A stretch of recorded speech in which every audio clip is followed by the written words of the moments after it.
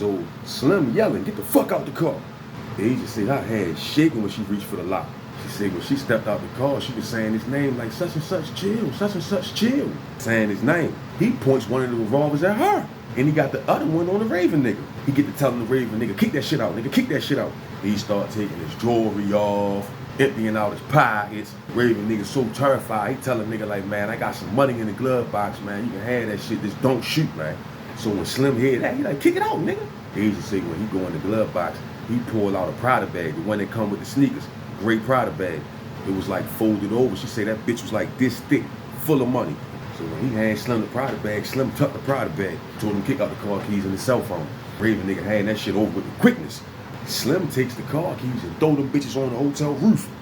He tell the Raven nigga lock his car doors, count to 1,000. All the while, he still got Asia at gunpoint. He walk over, grab her by her motherfucking, she pulling away, trying to fight him off, yelling and screaming. He puts her ass in the car at gunpoint. Ass out. Spin wheels, get out of there. She said they in the car, he hit the locks. And the nigga is doing like 100 on the highway. He jumped on the highway. He doing like 100. Coming down 695, she's scared to death. He ain't talking to her, he just got this mean mug on while he driving. He's scared to death looking at her. She said, then he just break the silence, look at her like, do that shit to me, bitch. Backhand her with the right hand. She fly all up against the window. He's screaming in the car, don't you ever play with me like that, bitch, I'll kill you, bitch. Say she just get to yelling like, nothing happened. Then she get to go in her little bag, whip out the money, show him the money. I was gonna call you when I got out of the room. I was gonna call you when we got the room. So you could come up there, I was gonna leave the door unlocked. So she said, he looking at the money, now he thinking. So she said, he like, man, you fucking lying. I saw you go in the back room with that nigga. She like, ain't shit happened, we came right back out. She was like, I was gonna split the money with you, yo. I knew he had more money, yo. So she said she could tell he was starting to buy that shit, he was buying it. And that eased her mind, plus he started calming down. Plus she noticed he was taking her to her house, because he was living with his people, he ain't have his own place. So when they put up in front of the house, they get out, go in the house. He's still mad as a motherfucker, but he calm. He come in the house, go in the kitchen, put the guns on the table, whip out the Prada knapsack that he tucked, and he tell her to put her money on the table. When he bust that Prada knapsack open, he reach in that bag, pull that money out, all hundreds, banknotes. She said his eyes lit up like a Christmas tree, and so did hers. They had jewelry on the table, watch, chain, rings. She said all together with her money and his money together, they done came up on 35 large plus the jewelry. That nigga, a football player, riding around with them bands on him. The money changed both of their moods, cause Slim seemed like he forgot about what she did. But anyway, so the next day they go pawn the jewelry and all that shit. And she's scared to go back to work now down the club. She said they sold the jewelry, got a nice piece of change for that, split that. She said her job was calling her, the owner of the club was calling her, saying if she was coming back into work. But every time he called, she'd look at the call ID, don't answer the phone, right? So they reading the newspaper headlines, they watching the news to see if the shit show up on the news or in the newspaper some type of way. They don't see shit. So the Raven nigga must have reported, took it on the chin. She said she really think he wanted to avoid the tabloids. So they made out like a fat rat. So now with their newfound wealth, she said one night they in the bed, her boyfriend like, man, shit, why stop here?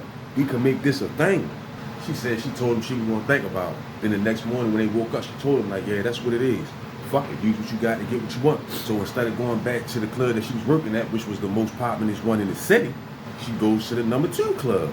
Like I say, shorty dropped dead gorgeous, bad, all the way around the world. All the way around the board. So it wasn't no thing getting higher. She said that's when their robbing spree began, but for the worse.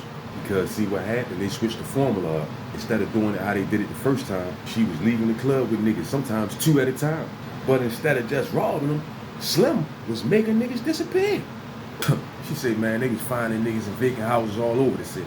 And she said when he did it, he would kill them in different ways so it don't look connected. And the reason they had to keep doing it, because he was spending the money as quick as he was making it.